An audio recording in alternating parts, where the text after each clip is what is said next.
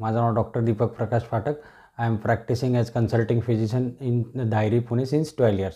आज आपण डिस्कस करणार आहोत सीझनल चेंजेस आणि त्याच्यामध्ये होणारे जे सीझनल आजार आहेत, म्हणजे सीझनल सर्दी, ताप, थंडी, खोकला वगैरे त्याबद्दलची लक्षणे. त्या लक्षणांमध्ये पहिले प्रमुख लक्षण आहे ताप येतो, शिंका येतात किंवा डोळ्यांमध्ये खाज आल्यासारखं वाटते किंवा खोकला येतो, खोकल्यातून कफ आल्यासारखं वाटतं. ही सगळी लक्षणे आपल्याला सीझनल कफमध्ये जाणवतात. किंवा घसा दुखायला लागतो, गिळताना वगैरे टोचल्यासारखं वाटतं, त्याला आपण डिस्फॅजिया असं म्हणतो, म्हणजे गिळताना टोचल्यासारखं वाटतं. ही सगळी लक्षणे असतात. यावरती आपल्याला लगेच ट्रीटमेंट घ्यावी लागते, नाहीतर इन्फेक्शन्स वाढतात.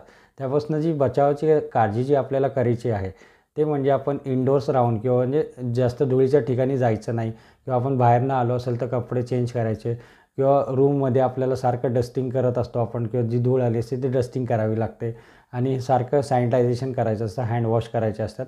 आणि इम्युनिटी आपली चांगली राहील याच्यासाठी जेवण आणि